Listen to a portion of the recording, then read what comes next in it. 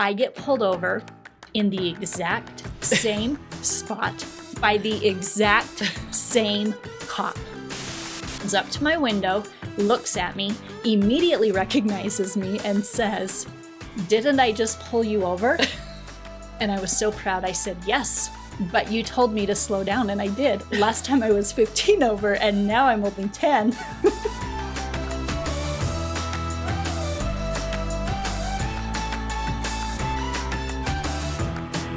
Hi everyone, quick story.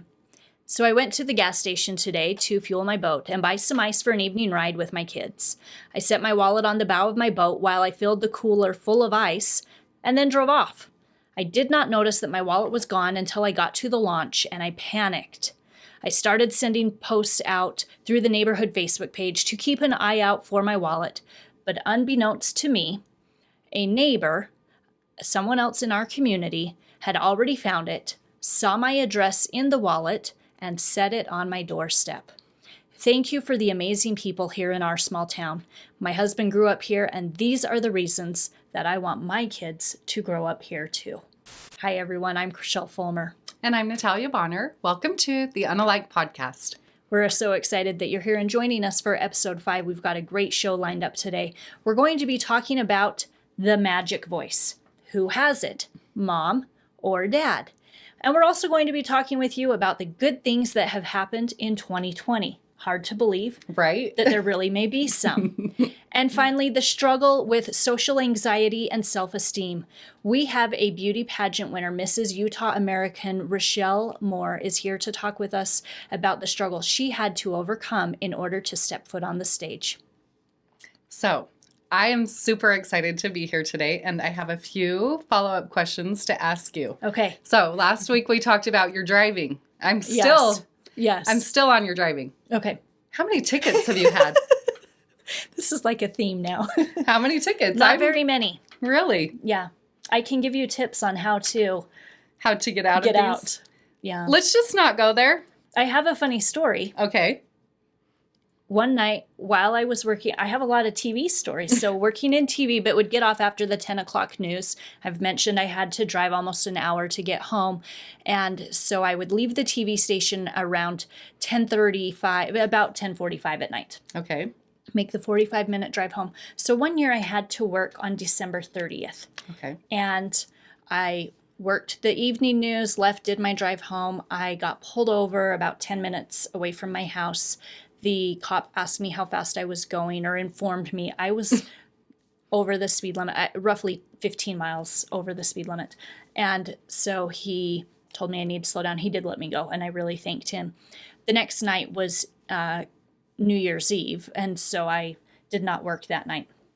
But January 1st, I was working again, and I knew, because I had just got pulled over, I decided my new thing was going to be for this daily commute to set my like your cruise control. Think of the word cruise control. Sorry, widow brain. So I'm going to set my cruise control at exactly 10 over. I just had it in my head. If you're 10 over, you're going to be okay in this part of the neighborhood, that they don't pull you over if you're only 10 over. So I set my cruise and I was going 10 over.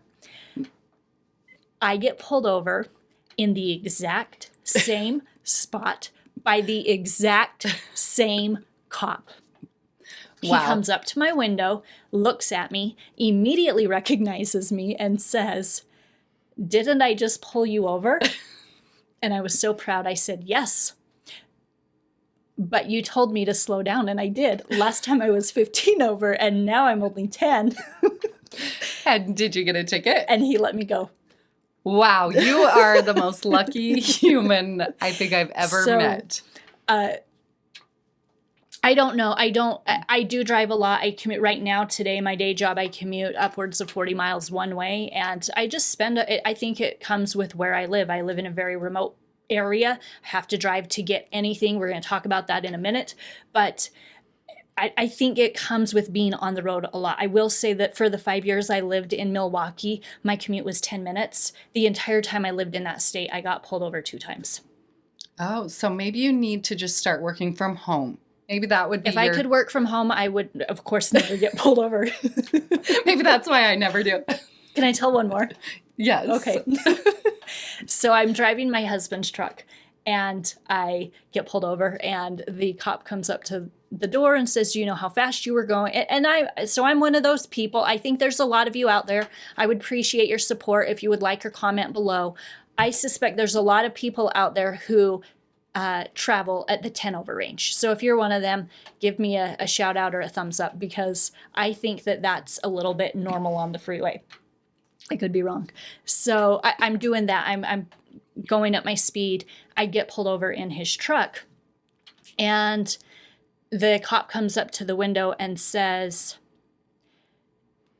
well, first of all, I think that he probably didn't suspect a woman to be in this truck that has a lift and is big and, so I think it caught him off guard. He kind of did a double take and I said, "Hi."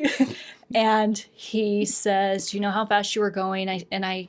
So you smile. That's the first thing. Smile and say, "I'm sorry." And and always say you're sorry. I could tell another story about the one and only time I ever got pulled over when I cried, and it did not work. Totally got busted, and he wrote me up. So do not cry. Tip number 1. Tip number 2, smile. And I think be a real person. Don't be a jerk, and don't try to be cocky. Don't try to act smarter than them, but also be real. And in this case, I just said, I'm sorry. I know I was going a little fast. Well, anyway, he starts talking about how when you put a lift on a truck, that the tire size may affect your speedometer.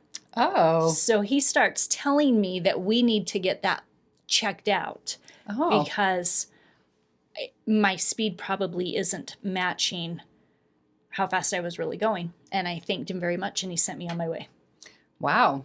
So, well, okay. So one more follow-up. Okay. We had talked last week that people have been wondering how long we've known each other, different things like that. Yeah. And I just have to say that I've been to several of your weddings. All of them.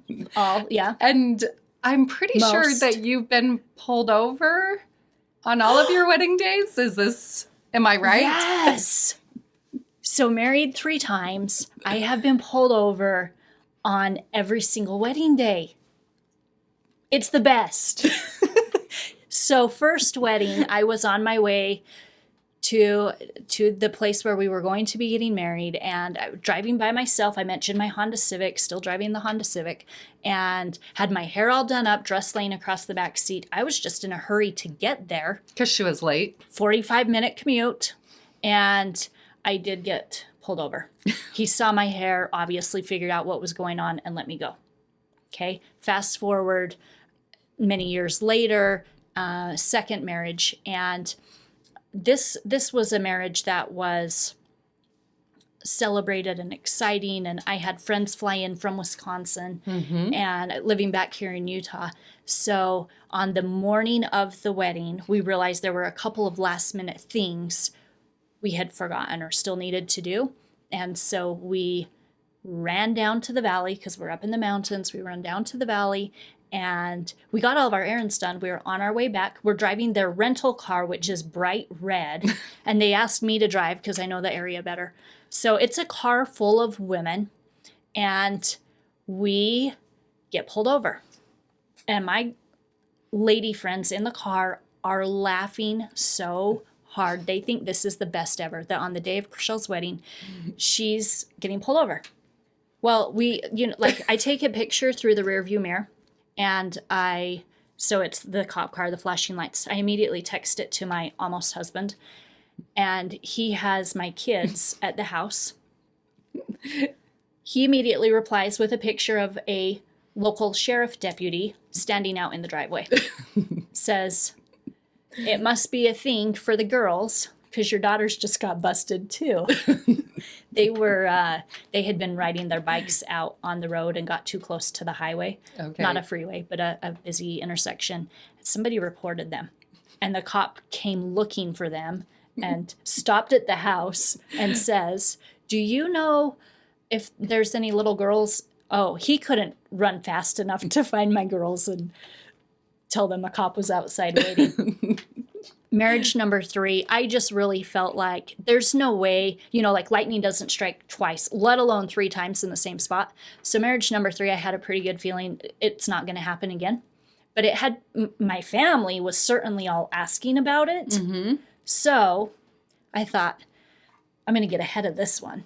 I have a lot of friends who work for the local sheriff's office. My new husband had lined up a day at the salon. We were going, all of us, the girls, the boys, we were going to go in and get our nails done, get our hair done. And so I called ahead and he planted an officer for me. That's awesome. The whole way to the salon, I'm texting the cop and letting him know our phone number or what vehicle we're in, what our plate number is, giving him like a minute by minute. We're here now. We're here. We pass the certain intersection and all of a sudden the cop comes out. So this is Dustin and he's like running his mouth. We have every single kid in the car. They had all come up and stayed at the house. So between us, we say 7 kids because Haley and Josh are married. So we have everyone in the car and they all witness. Hold on. We didn't have all 7 because we only have 8 seats in the car. I think we had the 3 younger ones. And so we had 5 kids in the car and they're all watching Dustin. He's telling me his claim is he never gets pulled over. And it's been something like 20 years since I've been pulled over. And so I one-upped him. You've been pulled over on we did all get of your pulled weddings. Over. Yeah. It's awesome. All right. So moving on, I think we should talk a little bit about places we've lived. You've definitely lived in cities and you've definitely lived in super small towns where you struggle to maybe even get Wi-Fi service because it's true. It's very rural. It's true. So I would love to know, where would you rather live? Well, this poses a good question because we think that we live in a very beautiful area. It's a mountain community, but it is a very small rural town. But I've lived in the major city that has everything. And not just Milwaukee. I talk about Milwaukee a lot, but I've also lived in Salt Lake City proper and as well as in some of the suburbs of Salt Lake. Moved around a couple times. And so having lived in those places, I posed the question to Dustin, but for us to talk about as well. Would you rather live in a place that is beautiful, but has very few amenities? Okay. Or would you rather live somewhere not as pretty, major city, but it has everything? This is a really good question. You actually asked this to me a few days ago, so I've been thinking about it. Like, where would I really rather live? And my first reaction was, I want to live somewhere that has everything. I don't care what it looks like. But then I took a step back and thought, wait, the way that our lives are now with the internet so I probably need to at least have internet to be able to continue to work and different things like that. But with shipping and all of that, it's kind of like you can just live wherever you want and you can find whatever is the most beautiful place to you, whether it's a beach or the mountains or wherever. It's kind of cool that our society has shifted to this point where we really can live wherever we want. Yeah. And really in 2020 in particular, so many of us have started to work from home. So that does afford us the ability to essentially live wherever we want to. Yeah. It's a really freeing kind of thing. I haven't moved. I haven't gone anywhere. but I will say, coming from Milwaukee, I mentioned the 10-minute commute that I had there, and that was amazing. Everything in my life was within a 10-minute circle, whether it was taking my kids to a doctor appointment, taking them to school, going to my job, going to my husband's work, going to a Brewers baseball game. Everything was within 10 minutes. We could go to a Bucks basketball game on a weeknight, on a school night, and be home in 10 minutes. And I loved it. And I don't think I realized how much I loved it until I left and came back to the mountains. And now it's 45 minutes to get anywhere. And that's not bad if that's your thing. And it's not bad. So this is what it is, because I'm cool with it now. But it probably took a solid year for me to be back in the mountains and wrap my head around if I really want to go out to a sit-down restaurant besides the 2 here in town, I'm going to have to drive 40 minutes to get there. And mentally, if you're prepared, if you just know that this is how we live, you don't know any different. And that's how I was raised, growing up in a area up in the mountains. We didn't have anything. We did not have Wendy's. Listen to me. We did not have Wendy's. We did not have Burger King. We did not have Arby's. We did not have, well, all of the new ones. There wasn't even a McDonald's. No. Well, McDonald's came when I was in 6th grade. So for real, when I was 12 years old. And when you don't know any different, you don't know what you're missing out on. But I think I grew up, I went to college, I moved into major cities, and have lived that way for 20 years. Coming back to the mountains has been an adjustment. Yeah, so I definitely have to, even though we're so unalike, I definitely have to agree because I have also lived in small towns and now I live in a medium-ish town. You live in a good size. I have a decent-sized town now, you at least have a local swimming pool. Yeah, we have local swimming pools. One thing for me that I've definitely found right now at this point in life, having my kids involved in so many activities, I definitely want to live in a town where I don't have to, even though we do drive a lot, it's nice to have all those opportunities. So right now, we're going to stay living in a town. That's a hard one, is finding opportunities for your kids to be involved in activities. Yeah. And you know, where we live, there's a lot of farming opportunities and ag opportunities for kids. Yeah. And the kids love it and they thrive on it. And one of my favorite things is going to the county fair and seeing all of the kids who have raised a sheep or a cow for the past year and they're now showing it in the junior livestock sale. Yeah. It's extremely rewarding to see those kids work hard and take care of an animal and learn some of those life skills that come with taking care of something, and then to watch it be sold into the community. Yeah, absolutely. And those kids, I know I have several nieces and nephews that have done that. And they've paid for their college doing that. Just by raising animals. So it's a pretty cool, there are definitely advantages of growing up in those smaller type communities and opportunities. There are definitely opportunities in both. When I moved to Milwaukee, the biggest thing that I kept thinking about was moving away from the mountains and thinking, how am I going to know which way is north and which way is south? And I know that for everyone who's grown up on the Wasatch Front in Utah, I ran into this a lot with people in Colorado living along the Front Range. You just look to the mountains and you immediately know north, south, east, west. So then I go to the Great Lakes region and everyone says to me, oh, just look for the lake. How can you see the lake? There's so many trees that you don't know what direction it is. And I only got lost one time. I ended up in downtown Milwaukee where there are skyscrapers, and I had a moment of being completely turned around.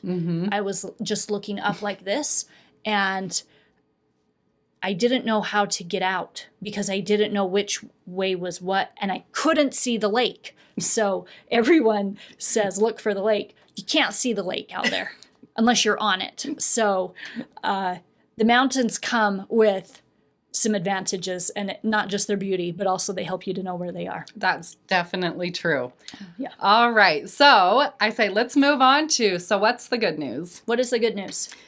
I found a few interesting things. Again, 2020 is a weird year, and I'm trying to find as much positivity in it as I can. So I came across this just list of a whole bunch of positive things that have happened this year, and it was published in USA Today. So I'm just going to read a few of those, totally lighthearted. A 103-year-old grandma beat COVID, and she celebrated it. Yeah, not only is she 103, she beat it, and she celebrated by drinking a Bud Light. How awesome is she? All right, so another one. I suppose that if I beat COVID at that age, Why I might not? do that too. So another one, there was this golf tournament on TV going, we like to watch sports, and Tom Brady played against a few other athletes, and he bent over and his pants split open on TV. So that was pretty funny. And one other fun thing that I really think is awesome about 2020 is that board games have actually made a comeback. And personally, I love the game of chess. It's something that I'm really good at, actually. I'm good at strategizing. So my 8-year-old and I have been playing a lot of chess, and I love it. And I love that games are making a comeback. So I had heard that about puzzles.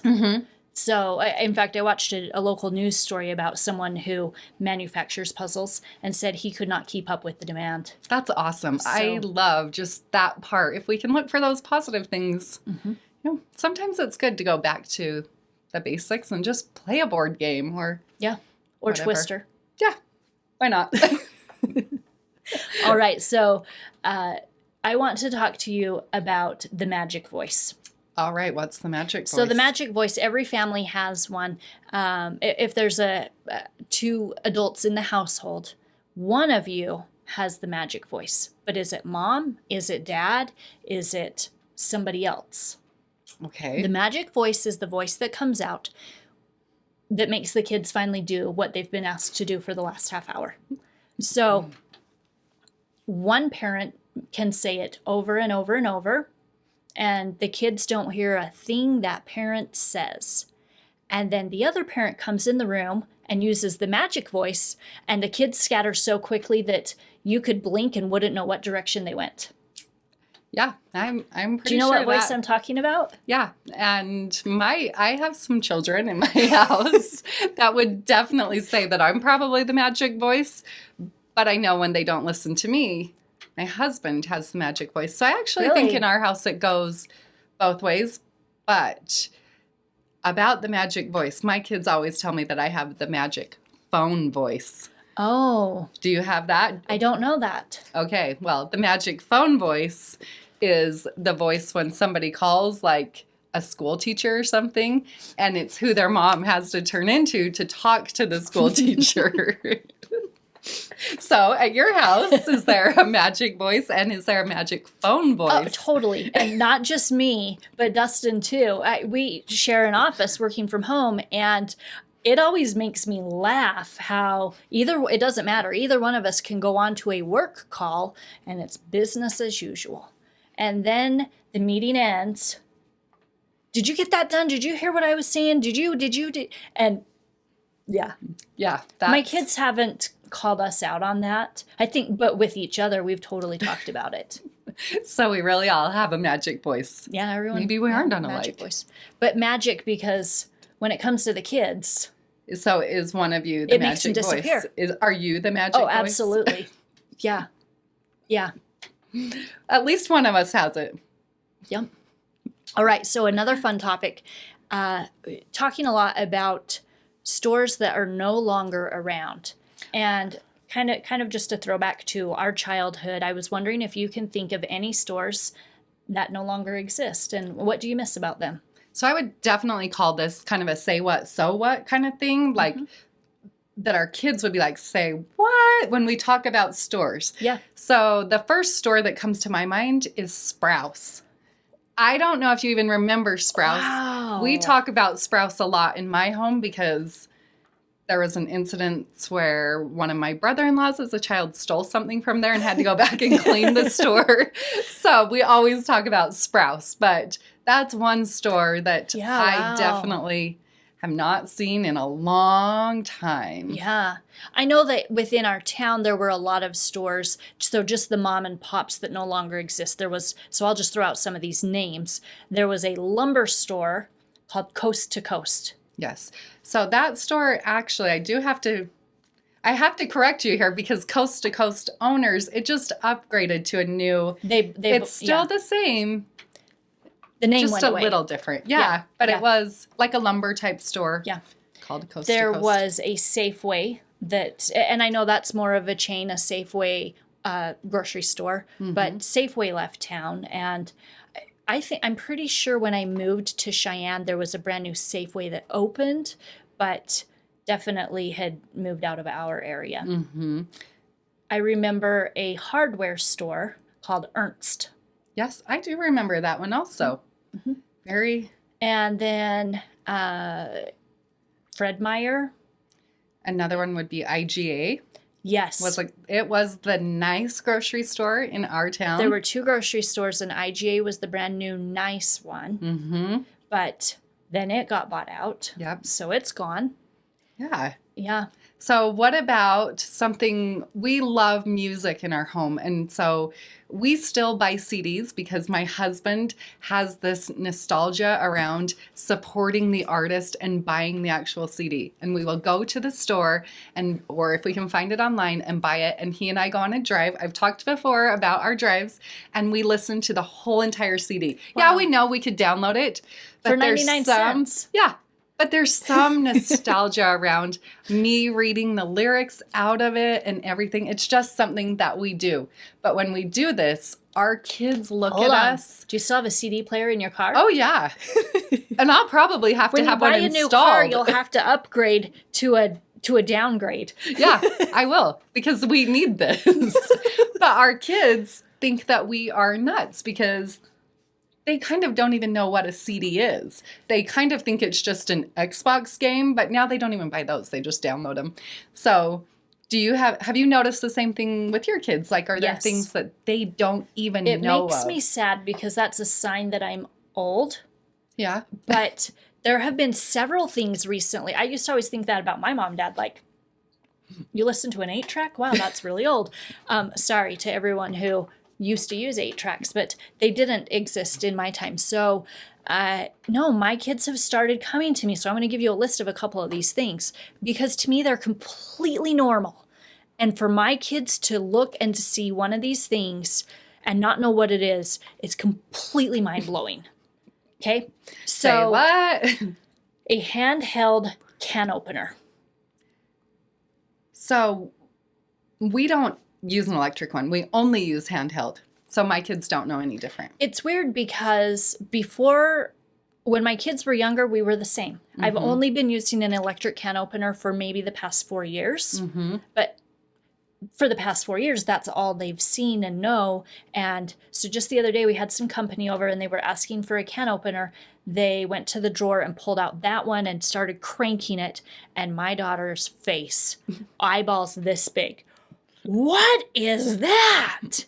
And I just thought, it's in our drawer. How do you not know what it is? That's awesome. And it's super interesting, though, because I've even noticed that most cans nowadays don't even require a can opener. They're now all having that little pop top. Yeah. So our kids aren't even going to probably know what a can opener is, or are the future generations. So weird. So I had another one, just a regular tape player. I had a portable one so it's about this size. For those who are listening, I'm showing like 10 inches long and maybe 5 inches wide. And the whole top half is the speaker, and then you hit eject at the bottom to make the cassette player pop up. And so you slide the tape in, and then you push from the top down to get it into place. I brought one of those home from work. I needed to borrow it I found a really cool tape. I had interviewed my great-grandpa when I was in middle school. So this thing is 30 years old, this tape. And my grandpa has passed away, my great-grandpa. But I wanted to hear that interview. So anyway, I brought the tape player home and popped the tape in. And the girls looked at that. I made them guess what it is. And they don't even know like how to describe it. And I don't remember now all the things they were guessing, but it was hilarious. Answering machines is another thing that's completely foreign to them. So another one that just happened recently was not a cassette tape, but a VHS. Mm-hmm. We stopped over to a friend's house. The girls are running through the house. They're kind of on a tour, and they come across a VCR, which I think is completely normal. I feel like I still have some VHS tapes in a box in the storage room. So the girls get in the car with me after. We're on our way home, and they say, Mom, Megan had this thing. She said it plays movies, but it's like it has this big tape that comes out of it. And she was saying, don't touch the tape or the movie won't work. That was the only thing. That was how they described it. So something that is a movie and it has a big, so I'm like, oh, you were describing a VHS. They thought it was the most bizarre thing they had ever seen. So speaking of those, one of my favorite things from like the 90s, from that era, was Be Kind, Rewind. Yeah. And speaking of that, this is us like trying to make our kids live in our childhood, but we actually had, until just recently, an actual video store in our town. And it was just like the 90s. I don't think anything had changed since the 90s, but we, until just about a year ago, would take our kids to the actual video store to pick out a movie just so they could have that experience. A VHS? No, they would be like a DVD. Oh, DVD. Yeah, and you'd rent them and it was like $1, you know, but it was just this fun kind of, nostalgia that taking our kids to the actual video store to get a movie. And we would let them, like when I was a kid, you'd get popcorn and it was just something fun about it. So well, you can do that at Redbox. but you can't go in the store. There was something about being able to go in that store. After my second husband passed away, we've talked about the widow brain. So I'm all by myself living with my 2 girls. And literally, like, I was lucky to get dressed each day and do my hair. And I got the girls on the bus each day. But I didn't know how to work any of the technology in the house. And part of it was just this lapse of memory, and part of it was like, we got to turn the sound on, plus the TV, plus the video player. And it felt very overwhelming to me. And so no way were we going to be able to stream anything because that was way over my head. However, if we went to Redbox, I could rent a DVD and I knew how to work that machine. So for a good maybe half year, we made regular trips to Redbox so that we could rent a DVD. Hey, whatever it takes. And if all we're doing is making memories, then who cares? Yeah. It's fun. And our kids really will probably remember when we went to that red machine and got movies. And that at one point in life was a thing. Movies. It was a movie thing. All right, it is time to talk to today's unalike hero. She has struggled with self-esteem, social anxiety, and it's hard to believe when you see her. She is beautiful, she is confident, and she is Mrs. Utah American. We are so pleased and honored to introduce to you Mrs. Rachelle Moore. We had a chance to catch up with her, and here's a look at our conversation.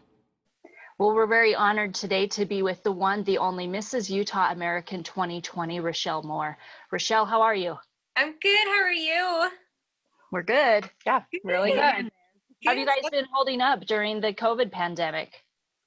It's been interesting.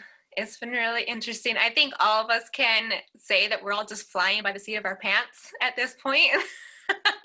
You wake up not knowing what to expect, but you know, we just had to learn to relax and make the best out of everything. So Sure. Mm-hmm. Your family was definitely impacted by this in the beginning, and you I know that you have been fortunate to stay home with your kids, but all of a sudden having them home full time was still a game changer for you.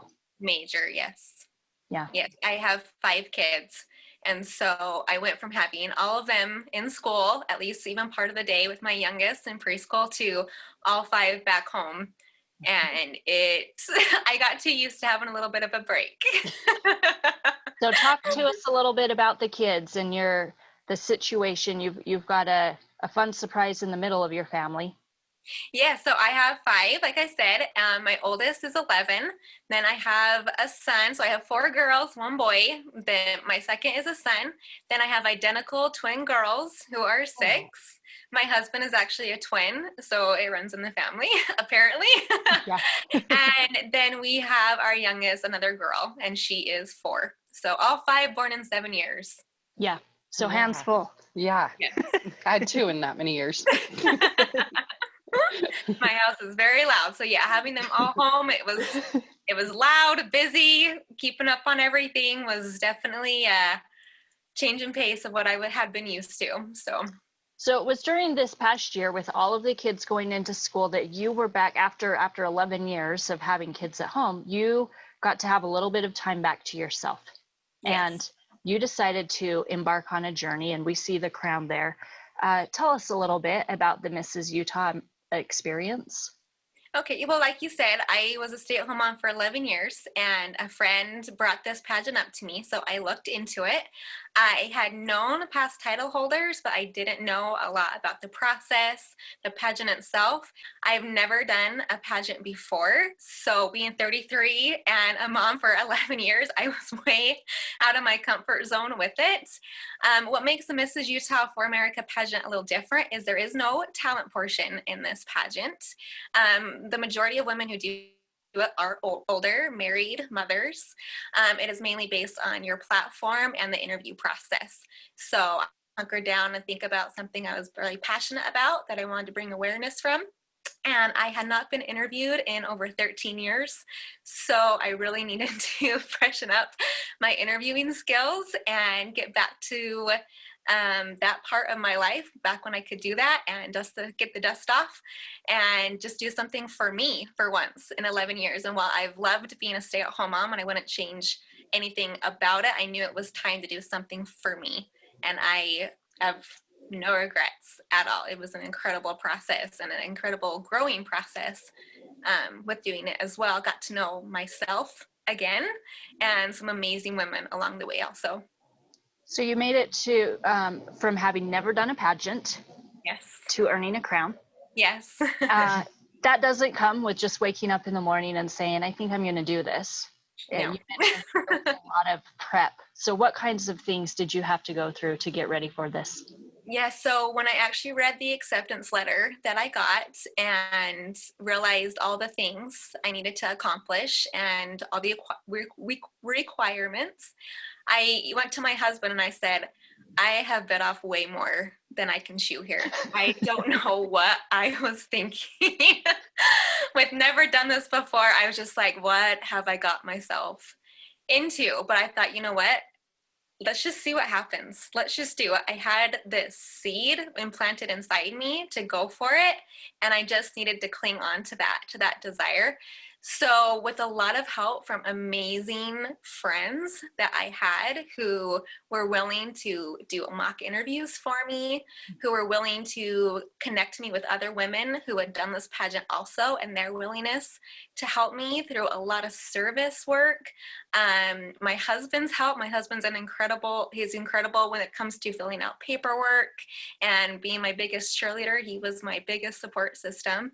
And it really, restores your faith in a lot of people when you do something like this, because the amount of support I got was so overwhelming. And I was so grateful that so many people donated their time and effort to me to accomplish this. It's definitely something I did not do on my own at all. And I knew I would need a village behind me to do this. And I definitely had that. Awesome. Yeah. And you're blessed to have a great support network and it got you to first runner up. Now this year, first runner up comes with the title of Mrs. Utah American. Yes. And this is a new part of the pageant process, a new part to the pageant community. So tell us about the title. Yes, so I'm actually the very first Mrs. Utah American, and they, like you said, they started this year, and the reason why they did that is they're slowly incorporating different categories into this pageant program. So instead of there just being a Miss Utah for America and a Mrs. Utah for America, so all three of us winners who all received a crown, we will go on to Las Vegas later this year. Hopefully, fingers crossed. We'll have to see what happens in the next month or two. And we compete in 3 different categories, 3 different divisions. So we do not compete against each other. We will be there at the same time and in the same facility, the same hotel, but we have our different categories that we do. And then whoever wins in that will then go on to Sri Lanka to compete in Mrs. World early next year. So fingers crossed. Yeah. You've got Sri Lanka in your future. Yeah, but I'll go up against 51 other women, because then it's all the other first runner-ups that received a crown and title as well. And so I'll get to meet people from all over the country, which will be an incredible experience. Well, I think it's amazing that this all started out with you deciding to follow a dream and do something you had never done before, and then make it all the way to Mrs. Utah American. And now you're going to be competing against 51 others. When 2020 began, and maybe the night of New Year's when you were toasting and ringing in the new year, probably had no idea that 8 to 9 months down the road, you would be in these shoes today. No. And it's been almost a year process planning for this event. I signed up in October of last year, and the original date for this pageant was supposed to be in March. But as we know, March is when everything kind of went haywire. And it was a week before the pageant that it got postponed. And so I went from a week away to being totally prepped, mentally ready, and putting the pause button on it. And then shortly after that, my husband actually then lost his job due to COVID as well. And then my children all got sent home from school. So It was a in 180. in a matter of a few weeks, our whole world was turned upside down and everything got put on pause with the pageant, everything. We went into just survival mode at that point. And I kind of got to the point where I thought, you know what, it's not going to happen this year. And, you know, you question a lot of things. You know, why did I have the feeling and the desire to compete this year only for it to be postponed or canceled, and all this prep and money and time spent into it? And then we only had 2 weeks to be informed that, okay, we're going, we're doing this. You got 2 weeks to get re-prepped, re-mentally prepared, and meet at this place at this time. We're doing this. And so it's definitely been a whirlwind. We had to change the venue. We went from supposed to be inside in a cozy air-conditioned facility to being outside in 97-degree weather, completely sweating with no air conditioning. Oh. So, but we did it, and we all rocked it. Yeah. So, yeah, you all did. Lots thrown at us, but we all Sure. handled it. So I want to pause right here, and I want to go back in the past because, we can see you, and everyone following along here on YouTube can see how beautiful you are. But for those who are also listening, I want you to know and just understand that Rachelle's very beautiful, and she is wearing this crown on her head, and it might be easy for someone walking by or just glancing at the computer to say that you have it all. And even in hearing your story that you went from never doing this before to making it to Mrs. Utah American, that would be easy for someone like you, when in fact, this was actually one of the most terrifying things you've ever done, right? Yes. So take us back and explain and walk us through that and help us understand why this was so hard to do. Yeah, and isn't it so funny that we do that? We always compare ourselves to somebody else, and we think, oh, that person just has it all, when in reality, oh, it's so not like that. So absolutely. Yeah, so ever since I was probably a teenager, since junior high, I really struggled with my self-esteem. My self-esteem was a 0. My self-worth was a 0. I told myself I wasn't pretty. I wasn't skinny. I wasn't smart. I wasn't, the popular girl. I wasn't the sporty girl. And I believed that for many, many years. And I carried myself in that way, where I knew and believed that that's who I was on the inside, that I wasn't worth much. And then with having those insecurities, it led to me also having social anxiety as well. And social anxiety looks different on everybody. For me, some days I'm really good and I can handle things fine and I can talk to people, and you would never know that I struggled on some level. But then there's other days where I can't handle going out and being with people. I'll get invited to an event or to a party, and it's just, I can't do this today, because I know my anxiety will become so overwhelming, I'll just shut down. And in the past, with that happening, I know my struggles, I know where my brain's at, but a lot of times when that's happened, when I go to an event and I'm just mentally not in a good place, my anxiety has overcome me and I'm quiet and I'm standoffish. And then of course, what do people think? They go, man, what's her problem? Well, she's stuck up. Yeah. Why is she too good to speak Yeah. to us? Why is she too good to interact? Well, in reality, it was an inner battle. I was fighting with myself, and it's something I'm never going to get over. I have it and I've accepted it, and it's part of who I am. And yeah, there's days I really wish I didn't have it, and life would be so much easier if I didn't. But as I became a mom and as I got older, thankfully, once you hit about 30, you can kind of put a few things into perspective. And I realized, how can I teach my children to be brave and to overcome their insecurities and their trials? Because they're going to have them. They're going to be there. If I can't teach them how to do it or do it myself and not give them a firsthand example, my hands are tied. I need to do better. And so last year is when I finally decided, it's time to really get a handle on this. It's time to really push myself and expand myself. And so then I started my own business, which was very scary. But then in doing this pageant, I thought, you know what better way to grow and stretch than to put myself in an extremely uncomfortable situation. I mean, I'd be driving for over an hour to go to these events with all the other contestants and just being so sick to my stomach and knots and anxiety and feeling sheer terror and being up the night before thinking, how can I get out of this? How can I get out of this?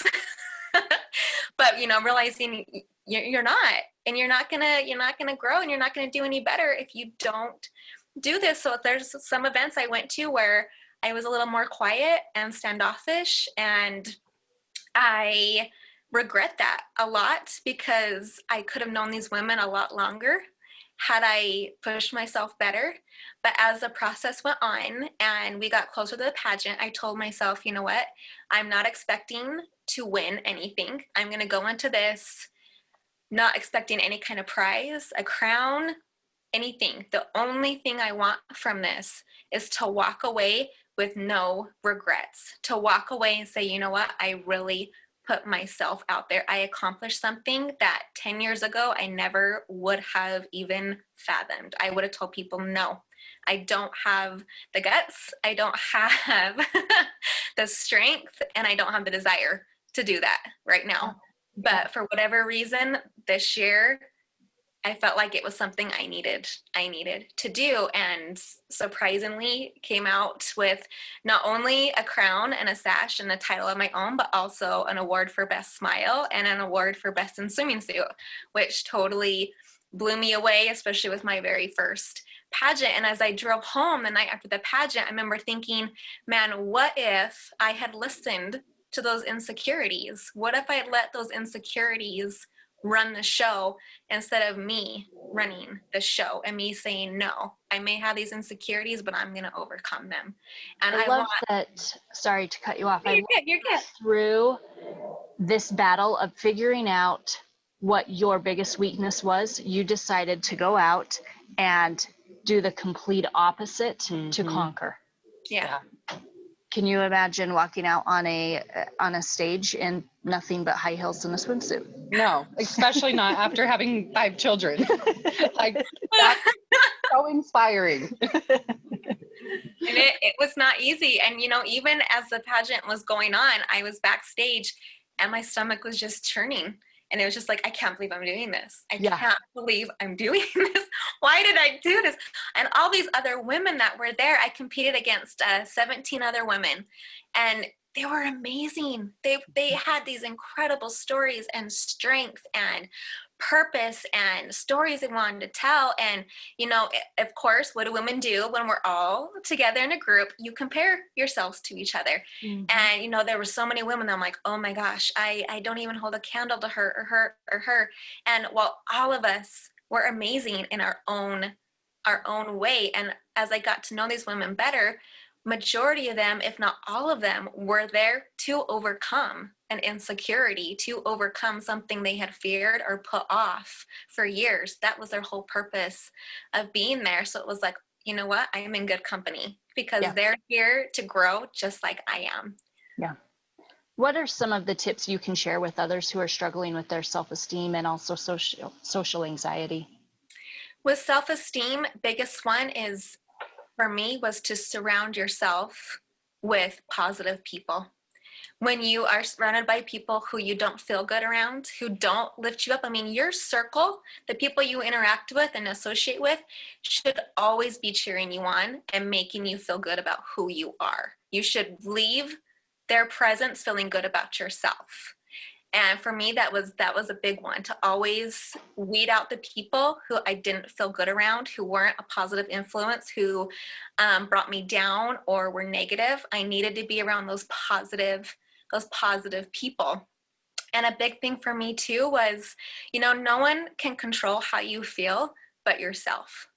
It doesn't matter what you look like, how smart you are, what people tell you, or anything like that. If you don't tell yourself that you're worth it, you're never gonna believe it. You need to look in the mirror and say, you know what, I am worth it, and start pointing out the things that you love. You know, it's really easy to look in the mirror and be like, oh, I wish this looked different, or I wish this looked different, or I wish I could change this, I could be smarter, whatever. But instead, if you change it and say, oh man, I really love the color in my eyes, or I really love how I handled this situation the other day. And as you start doing that whole positive affirmation to yourself, you'll start believing it. And it's really easy to do that and to understand we're all different and we all have struggles, and that's okay. Nobody's perfect. And to love even the things that maybe you do see negative things about you, the things that you struggle with. With having lots of kids, there's a lot of things that are different about me. And instead of saying, oh, I wish I could go back when I looked different, but instead being like, oh, you know what, this is my story. These things that are different about me make me unique, and they add to my individual story. Change it up. You got to do that for yourself. And if not you, then who? Sure. I think a lot of us, especially with body images, and women in particular, it's easy to look at our bodies and to put ourselves down. And it often relates back to childbirth. It can be other things. It can be eating struggles. It can be weight struggles. It can be stress.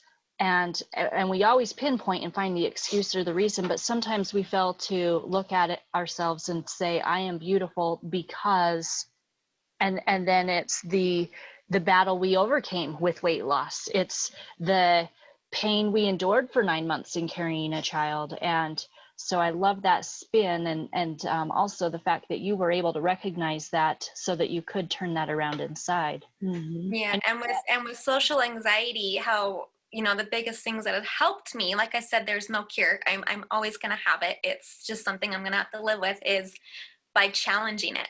That's the only way you're going to get a handle on it, is recognize it, accept it, own it. Don't be in denial about it or blame other things for it. Accept it, and then say, okay, I'm going to do X, Y, and Z to see if I can get a handle on it, to push myself a little bit. And in doing this pageant, there was so many skills I learned. There was so many ways I knew how to make myself comfortable. And it's a lot of practice being around a bunch of strangers. Sure. It prepares you for other situations when you're going to be around strangers. I mean, I had to walk in a room with 5 judges I had never met, no idea what was happening, and sit down and carry on a conversation with them. And it's scary and it's hard, especially for somebody like me who overthinks things or their anxiety goes to the roof. And it was hard. It was extremely hard, but you always grow during the hard situations in your life. You don't grow during the easy times. So you mentioned another thing that was hard in the past year was that you decided to start your own business. Yes, I did. I did. So tell us where that's at and how things are going.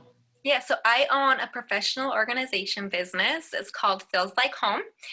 I've always had a knack for organization since I was little. My mom is an incredible organizer, and it was just in my blood, something that was taught to me, but something I was just born with as well. So ever since I was little, I'd organize friends' rooms. I'd organize my own room. As I got older, people would ask me for help. And so I'd go and help a lot of friends that needed help. And one day I just thought, you know what? I'm getting to the point in my kids' lives where I can be away a little bit more.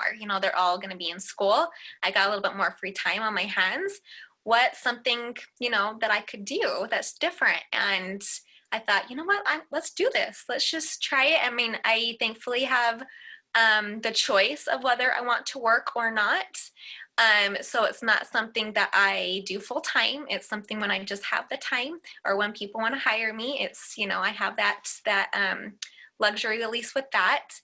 And I love it. I love to go in and help people get their lives organized, because it really does help you on a mental level. When your surroundings are more organized, I truly, truly believe that organization leads to a happy, better life for a lot of people. Something I'm very passionate about, and I love sharing with other people. You and I have talked for a long time about getting you up to help me at my house, and that still hasn't happened, which means that my house is in a disarray. But for others like me who haven't had professional help, share 3 tips. What are maybe even just things that your mom did or things that you do that come natural that somebody like me would never even think of?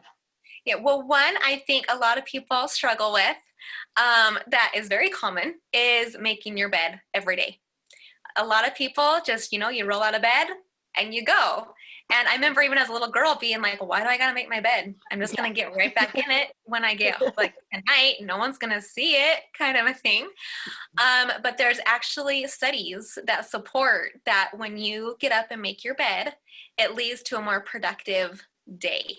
It leads to a better mental health, and you're more likely to accomplish more things because you get up and you accomplish that one thing. It puts your mind in that state of, okay, I've accomplished this.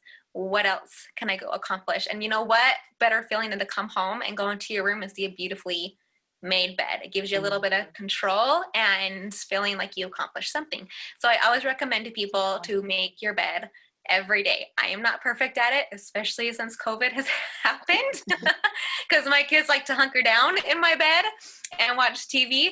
But when I have a little bit more control, I always make my bed. Another tip I always share for people is to get rid of things. Do not hold on to things, because then all you're doing is just creating clutter and mess. I at least twice a year go through my closets, my kitchen, my cupboards, and I get rid of things. And it really is amazing how much you hold on to that you really don't need, because you'll find something, be like, well, eventually I'll use that. And then, 5 years go by and it's still there. True. Never It's true. And you mentioned going through the kitchen, and that's a good, easy, because you start checking dates. And yes, it can be surprising how. Oh, I have helped many people in their homes with their pantries. And my process is I clean everything out. I'm like, okay, let's get everything out. Let's go through it. And you can't believe the amount of expired things. But it's just, that's how it is, and people are like, oh my gosh, I'm so embarrassed. And I'm like, don't be embarrassed. Like, that's life. That's just how it happens. It creeps up on us. Yeah, it creeps up on you. It's okay. That's why we're doing this, is to get all this expired stuff out of here. And my third tip, I guess, would be to have a schedule. Before I had children, I was not a big into schedules, but with having 5 children, I rely on schedules. It's the only way I can survive with 5, to keep up on everything. And so I have a schedule where every day I know what I'm going to do. I know what needs to be cleaned. I know when I need to clean my sheets. I know what my kids are doing. I'll have some sort of a meal plan of what I'm going to do that night. It helps the days go on smoother. You learn to keep up on things instead of, waiting a few weeks and you're behind on something, and then it takes you days and days to get caught up on something. If you just have a schedule and keep to it every week, your life flows a little bit simpler and better, and get a better handle on things. And I'm gonna throw in an extra tip that I'm super passionate about, is put your bed, or my heavens, put your house to bed. It's something I grew up doing. My mom and dad did it. I do it with my children. Every single night before we go to bed, we go through every room. It takes, honestly, 10 minutes at most every night before you go to bed. You make sure your sink is cleaned out, the dishes are put away, all the dirty clothes are put away, any clean laundry is put away. Clean up any pillows, anything off your counter, anything like that. All the clutter of that day is put away. So then the next morning, you're waking up to a fresh start, a fresh day, and you're not dealing with yesterday's messes, and then it won't accumulate. So that's something that I always encourage people to do as well. Put your house to bed. And if you're staying up on it and doing it every night, then it could be done in 10 minutes. Yeah, totally. Great. And it's all of my tips, these tips, they're free. They don't cost anything. They're not time consuming. I mean, to make your bed takes what, a minute? If it's more simple, 10 minutes at night to do those kind of things, set a schedule, it only takes a few minutes. So I try to keep those tips with my business, something that's very cost friendly and very doable for everybody. Mm-hmm. So Rachelle, for more information, where can people go? So I do have a website. It's feelslikeehome.biz. I have an Instagram page also called feelslikeehome.biz, and you can get on there and find my website and all my contact information and give me a follow. I do in-home consultations or over-the-phone consultations as well, and I work out of the Northern Utah area, but I can help you even organize over the phone. If you live too far away, we can do a Zoom session. So there's lots of options on there, and they're all listed on my website. Okay, perfect. So wrapping things up, you've got a big year ahead. And so talk a little bit to us about your platform now as Mrs. Utah American and what you're going to be working on promoting over the next year. Yeah, so with Mrs. Utah for America, your platform is very, very important. It's one of the biggest things that you need to put your time and effort into. And my platform was and is Inspire to Empower. It started out being mainly based on inspiring our children and being focused on the issues that they face and being aware of what resources are available to help with any issues that our children have. I did a lot of work in my kids' elementary, but as COVID hit and all the elementaries shut down, I had to shift gears a little bit and make it more broad to being as an individual, being willing to inspire and empower everyone around you. And how we do that is being open and honest about ourselves and our struggles, like I'm trying to do with my social anxiety. Don't hide it, because you never know by sharing your story who you might inspire. And when you accept yourself and you accept all of yourself, it's empowering to yourself. It's a feeling of incredible empowerment that you can take off that heavy backpack you've been carrying and feel free, and you carry yourself differently. So yes, we need to focus on our children, inspiring them, but we also need to focus on inspiring and empowering everyone around us as well as ourselves. It's a beautiful platform and a big thing of what we're striving to do here with the Un+alike podcast. And yes, I love it. I love it. Well, we're grateful that you were willing to join us today and to talk a little bit about what you've been up to and also to be vulnerable with us and talk about the struggles you've overcome. Again, I look at you and I would be amazed to think that there was a time when you ever did struggle with some of the things we've talked about. I think that you have a beautiful smile and you exude confidence. So thank you. You're so sweet. Where can people go to follow you as you take on your journey over the next year? Yes, this next year is going to be awesome, and I try to keep everybody informed on what I'm doing and appearances, service projects, stuff like that. So on Instagram, you can follow me at Mrs. Utah American. I have control of that for the next year, so you can contact me through there. I can do appearances, service projects, interviews, anything like that. And you can also follow our other queens at Miss Utah for America and Mrs. Utah for America on Instagram as well. So all three of us. Okay, awesome. Before you go, okay, we have a question or two. Okay. So the first one is, tell us about something you ate growing up that was weird, but to you and your family was completely normal. So when I was younger, my family struggled a lot financially. So as we got older, my mom would go and work graveyard shifts. My dad would work during the day. My mom would work in the evenings. At the hospital up at McCady. So my dad was in charge of meals some nights. And so with my dad not being the most incredible cook, he would do scrambled hamburger and fried potatoes and mix it together. Okay. And the potatoes would come from a can. They weren't fresh potatoes. Oh. They were canned potatoes. And he always burnt the hamburger, which I actually now have a taste for. I like because I'm used to it and I like the smell of it. And we mix it together, and that was our dinner. And as I got older, I was like, I'm done. I'm so done with that. But it was a very normal dinner for us growing up. I love it. Just add a little bit of ketchup. Oh, I can't do ketchup. I love it. Who knows? Maybe I could have made it better. Okay. Well, thanks for sharing that fun bit with us. So for each of you who've been watching, we're talking with Mrs. Utah for America, Rachelle Moore, and you can learn more about her over on her social media pages. Thank you. Thank you. Thanks for having me, ladies.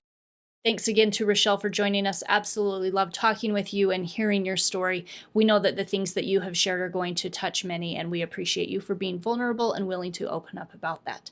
Before we finish today, we would like to share one more story, and this is something for all of the animal lovers out there. All right. Did you know your dog could actually have dreams about you? No. So there is a Harvard professor that has recently come out and made a statement saying that since dogs are generally extremely attached to their human owners, Sure. most likely they dream about us. Oh, How awesome is that? what is your dog dreaming about? I'm pretty sure he's probably dreaming about cuddling with my husband. Have a good day, everybody. Thank you for being here. Don't forget to like, to subscribe, and to comment below. We'll see you next time.